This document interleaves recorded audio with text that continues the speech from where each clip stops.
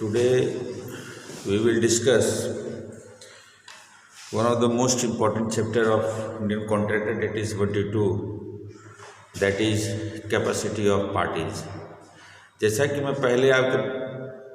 पहले बता चुका हूँ, जब धारा 10 में पढ़ा रहा था कि धारा 10 के तहत किसी भी संविदा के निर्माण में जो मुख्य आवश्यक तत्व है, उस मुख्य आवश्यक तत्व में जो 10 मुख्य आवश्यक तत्व हैं, उसमें एक प्रमुख आवश्यक तत्व है कैपेसिटी ऑफ पार्टीज, पक्षकारों की सक्षमता। संविदा के संविदा के पक्षकार सक्षम होंगे। सक्षम in the sense, when you will go through under section 10 of the Indian Contract Act, all agreements or contract, if they are made in between the parties, those who are competent, मतलब कोई भी करार संविदा तब कहलाया जाएगा जब वह सक्षम पक्षकारों के मध्य संविदा का निर्माण होता है। और सक्षमता का अर्थ क्या है? Physical and mental, physical and mental capacity की बात यहाँ पर मैं कर रहा हूँ। Mental capacity, physical and mental capacity, शारीरिक तौर से और मानसिक तौर से सक्षमता की बात मैं कर रहा हूँ। और क्या कह रहा धारा 11? धारा 11 कह रहा है कि parties shall be treated as competent, पक्षकार सक्षम कहलाए जाएंगे जब पक्षकार मेजॉरिटी को प्राप्त हो, एज ऑफ मेजॉरिटी को प्राप्त, एज ऑफ मेजॉरिटी प्राप्त हुए, जिसको हम कहते हैं हिंदी में प्राप्त हुए, अर्थात 18 वर्ष की उम्र के प्राप्त व्यक्ति ही संविदा के पक्षकार बन सकते हैं, संविदा बना सकते हैं। 18 वर्ष के नीचे का व्यक्ति संविदा नहीं कर सकता है। तो संविदा करने के लिए प्रमुख आवश्यक तत्व है सक्षमता को लेकर। प्रथम है एज ऑफ मेजॉरिटी, व्यक्ति की उम्र 18 वर्ष अवश्य होना चाहिए। 18 वर्ष की उम्र प्राप्त व्यक्ति ही संविदा का पक्षकार हो सकता है, संविदा कर सकता है। और यदि उनके बीच संविदा होती है तो संविदा को हम वैध कहते हैं।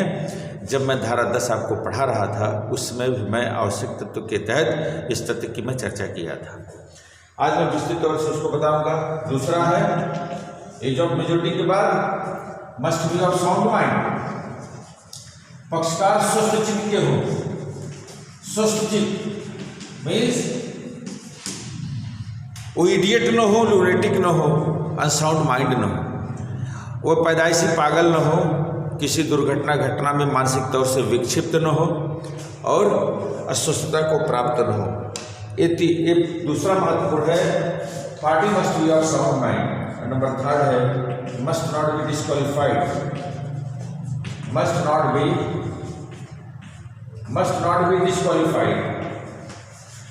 डिस्क्वालिफाइड बाय लॉ, मीन्स विधि द्वारा निश्चित घोषित किया गया हो व्यक्ति, विधि द्वारा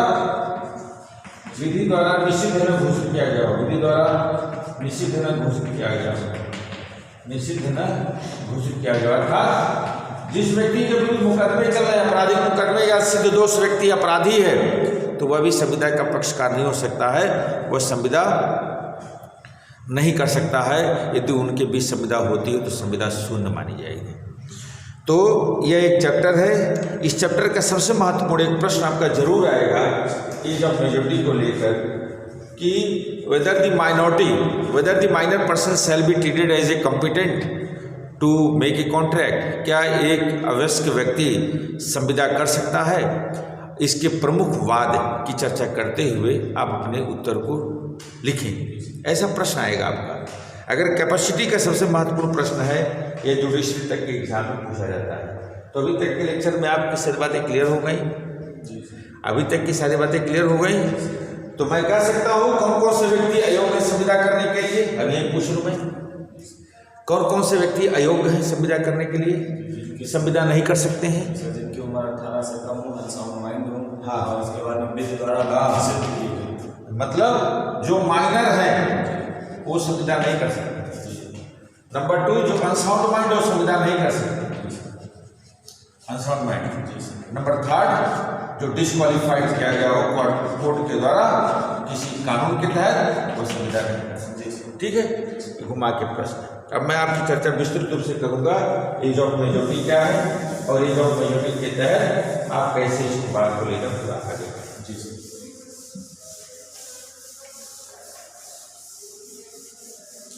आप लोग वीडियो देख रहे हैं सब कुछ? Yes sir. वीडियो को देखते रहिएगा, कमेंट बहुत कम आता है, उस पर लोग देखते हैं लेकिन कमेंट नहीं करते हैं। पहला लेक्चर मेरा जरूर सुनिएगा। मेरा जो पहला वीडियो था उसमें मैंने बताया था कि भविष्य क्या है लागत, लोग जानते ही नहीं। लोग ये समझते हैं LLB के बाद सिर्फ आदमी क्या बनता है, वकील, लेकिन ऐसी बात नहीं है। जो पढ़ने में सबसे कमज़ोर होता है वो जिला न्यायालय का वकील बनता है। लॉ फील्ड में जो सबसे कमज़ोर होता है व्यक्ति वो जिला न्यायालय में चले जाए भी लगभग 1400-1500 वकील हैं। यहाँ पर 4 या 5 वकील हैं, एडवोकेट हैं जो रिनाउंड हैं। रिनाउंड इन द सेंस कि वो बहुत अच्छा कमांड है लॉ पर, बाकी बार समाज आ रहे हैं। मतलब कहने का अर्थ एक ऐसा फील्ड आप ये है, यदि आप नहीं भी पढ़ेंगे तो भी कोर्ट में आपका दिनचर्या चल जाएगा, 200-300 रुपये आप कमा लेंगे। मेरे कहने का अर्थ है, समझ रहे नहीं? जब आप कुछ भी नहीं जान रहे तो भी आप इधर उधर करके धंधा फंदा करके आप उल्टा सीधा इधर उधर करके सीनियर को केस देकर ये तो कर सकते हैं। और अगर आप पढ़ने में माहिर व्यक्ति हैं, माहिर मतलब इंटेलेक्चुअल हैं, तो आपका जो भविष्य, आप you can not imagine the future in law. आप लॉ में आप इमेजिन नहीं कर सकते। हाँ, क्योंकि मैं जब LLB कर रहा था, LLM के दौरान मैं सुप्रीम कोर्ट विजिट करने गया था। तो घटना है 9 बजे की। मैं थोड़ा सा अपना ये चर्चा आपसे इसलिए कर दूंगा क्योंकि इसको आप जानते रहिए। और सुप्रीम कोर्ट के जितने भी अधिवक्ता सब LLB ही हैं, LLM कोई नहीं है, ये भी आपको बता दे रहा हूँ। सुप्रीम कोर्ट के जो जितने भी जजेस हैं, मैं बात कर रहा हूँ, जस्टिस जितने हैं वो सब LLB हैं। वो LLM और PhD नहीं है। तो आपको नज़ारा 9:30 बजे से वहाँ दिखना शुरू हो जाएगा। भगवान दास रोड मार्ग है, रोड भी लिख दे रहा हूँ, भगवान दास है, भगवान दास रोड में सुप्रीम कोर्ट है। 9:30 बजे से जजेस का गाड़ी आना शुरू होता है, और जब गाड़ी उनकी आती है तो पूरे ट्रैफिक को रोक दिया जाता है। पूरी ट्रैफिक रुक जाएगी, कॉन्वॉय उनका पूरे समझ लीजिए 30-40 फीट के रोड पर अकेली गाड़ी दौड़ आते हुए सुप्रीम कोर्ट में प्रवेश करती है। तो LLB वो भी हैं, हाईकोर्ट का जस्टिस भी LLB है, लेकिन वो 14 घंटा 13 घंटा डेली पढ़ने वाला है। जब वो लिखने लगता है इंग्लिश, तो राम मंदिर के जजमेंट में वो 1700 पेज का जजमेंट लिख डालता है, उसको पता ही नहीं चलता है कि कहीं कोई प्रॉब्लम आ रही है। वो भी एक है। और एक व्यक्ति है कि जिसको कह दो ड्राफ्टिंग करने तो गलत ड्राफ्टिंग कर देता है, वो भी। मेरे कहने का अर्थ है sky is the limit, you have to very much serious, आपको सीरियस रहना पड़ेगा। जो CBSE लॉ कॉलेज में आप लेक्चर प्राप्त कर रहे हैं, यही लेक्चर आपको BHU में भी मिलेगा। मैं आपको बता देना हूँ, यही लेक्चर आपको लखनऊ में भी मिलेगा, इलाहाबाद में मिलेगा। बस अंतर यही है कि वो इलाहाबाद है, वहाँ पर सब लड़के सुबह उठ के पढ़ने बैठ जाते हैं। ये अम्बेडकर नगर है, सब लोग उठा के फरुआ खेत जोतने चले जाते हैं। बस अंतर यही है, यहाँ सीरियसली नहीं लेते हैं विषय को। इलाहाबाद क्या था, इलाहाबाद गाँव ही है, और क्या था? क्यों, गलत तो नहीं कह रहा हूँ। प्लस है मनोवेग। तो आप जब भी पढ़ो, इस आशा विचार के साथ आप पढ़ो कि आपको कुछ इस फील्ड में नया करना है। You shall have a very bright future. मैं हमेशा ही कहता हूँ कि आपका एक बहुत सुनहरा भविष्य है इस फील्ड में। ऐसी कोई भी डिग्री नहीं है LLB के अलावा जो आप एक साथ पास होने के बाद 7 दरवाजे खुलते हैं, जिस भी दरवाजे में आप चाहो तो प्रवेश करो। आप बताइए, क्या BA करने के बाद खुलते हैं, MA करने के बाद खुलता है, डॉक्टरी करने के बाद खुलता है, इंजीनियरिंग में खुलता है? जितना पैसा डॉक्टरी इंजीनियरिंग में लगाते हैं और जितना ब्रेन लगाते हैं, उससे हाफ में भी आप यहाँ जस्टिस हो सकते हैं। मेरे कहने का अर्थ बहुत अच्छा ब्राइट फ्यूचर, बस आपको पढ़ना पड़ेगा, मेहनत करना पड़ेगा। मेहनत तो करना ही पड़ेगा, बिना मेहनत का कोई विकल्प नहीं है। मैंने क्या कहा कि ना मेहनत करने वाला भी यहाँ रोजी रोटी चल रही है, और मेहनत करने वाला करोड़ों में जा रहा है। इसी इंडिया में कुछ ऐसे अधिवक्ता है, जब वो केस लेते हैं तो ब्लैंक चेक लेते हैं। आप सोच सकते हैं, ब्लैंक चेक उनको लोग देते हैं। बताइए किसका मुकदमा नहीं चल रहा है? एक चीफ मिनिस्टर मायावती जी का मुकदमा चल रहा है, एक चीफ मिनिस्टर मुलायम सिंह यादव जी का मुकदमा चल रहा है, बड़े उद्योगपतियों का मुकदमा चलता है, बड़े बड़े अभिनेताओं का मुकदमा चल रहा है। तो जब इनके मुकदमे चलते हैं, लगभग लीडर्स जितने बड़े, कांग्रेस में राहुल गांधी का मुकदमा चल रहा है, सोनिया गांधी का भी चल रहा है, तो जब ये जाते हैं वकील के पास तो क्या पैसा लिखते हैं क्या? या वकील पैसा कहता नहीं तुरंत, वो ब्लैंक चेक काट के साइन करके दे देते हैं, सर इसमें लिख लीजिएगा कि 2 करोड़ लिखना है, कि 3 करोड़ लिखना है, कि 4 करोड़ लिखना है, और 4 करोड़ का डिजिट डाल के आप पैसा निकाल लीजिएगा, बस हमको रिलीफ दे दीजिएगा। तो भी तो अधिवक्ता है, वो भी एडवोकेट ही है। आप दिल्ली में कुछ ऐसे एडवोकेट हैं जिनका सेकेंड और मिनट 5,000 2,000 तय रहता है, लीगल कंसल्टेंसी फीस है वो, पता होना चाहिए आपको। वो सुबह बैठेंगे 9 बजे से लेकर 9:45 तक बैठेंगे। आप जैसे कोई मुकदमा का चर्चा करना चाहते हैं, सर इसमें क्या होगा, कैसे हम आगे बढ़ें, तो उसका फिक्स रहेगा, बाहर दरवाजा पे लिखा रहेगा कि 1 सेकंड का 2,000 रुपये। जैसे आप उनमें प्रवेश करेंगे, घड़ी सुई स्टार्ट, तो उनका 2-2 हज़ार बनना शुरू। वो आपको पूरा बता देंगे कि आप ऐसे करिए, ऐसे आगे बढ़िए, तो आपको इतना इंटू इतना करेंगे, आप इतना 1 लाख रुपये गिन के वहाँ चले आइए। वो भी तो एडवोकेट है। हमारी बात समझ रहे हैं ना? तो प्रश्न है कि आप अपने आप को तैयार करिए, ठीक है। Let's I will start my point topic. Who is minor? Indian majority act 1975 की धारा माइनॉरिटी की बात मैं कर रहा हूँ। Who is minor? अब वेस्ट में कौन है, ठीक है। Who is minor? Who is minor? Indian majority act 1975 में जब आप पढ़ेंगे, इंडियन मेजोरिटी एक्ट 1875, मैं पश्चिम वेस्ट बंगाल में मैं पढ़ाया हूँ 10 वर्ष, तो प्राइवेट कॉलेज के छात्र भी वहाँ पर 100 की संख्या में, 150 की संख्या में खड़े, मतलब बैठ के पढ़ते थे। चाहे वो मिदनापुर लॉ कॉलेज की बात करूँ, चाहे लॉ कॉलेज दुर्गापुर की बात करूँ मैं, चाहे बंगाल लॉ कॉलेज शांति निकेतन की बात करूँ, या कलकत्ता यूनिवर्सिटी में तो ऐसे विजिटिंग रहा, मैं वहाँ जाता था। लेकिन मैं कॉलेजेस में जब पढ़ाया हूँ तो लड़के, प्राइवेट कॉलेज की बात मैं कर रहा हूँ, आपको 100 लड़के बैठे रहते थे, और प्राइवेट कॉलेज में ही लड़के पढ़ के जाके आज जजेस हैं, प्रोफेसर्स हैं, सरकारी वकील हैं, एपीओ हैं। और कैसे पढ़ाई होती थी ये भी आपको बता दूं। क्लासेस होता था, 15 दिन में जो पढ़ाया जाता था उसी पे क्वेश्चन दिया जाता था, जैसे स्कूल में पढ़ाया जाता है। टेस्ट होता था, उसमें मार्क्स आते थे, टीचर मार्क्स देते थे, वो तैयारी करते थे, तब जाके लड़के 3 वर्ष में अपने आप को तैयार करके जब एग्ज़ाम में बैठते थे तो उनको प्रॉब्लम नहीं होती थी। लेकिन यहाँ समस्या है, यहाँ की समस्या है, कुछ लड़के तो बहुत अच्छी हैं।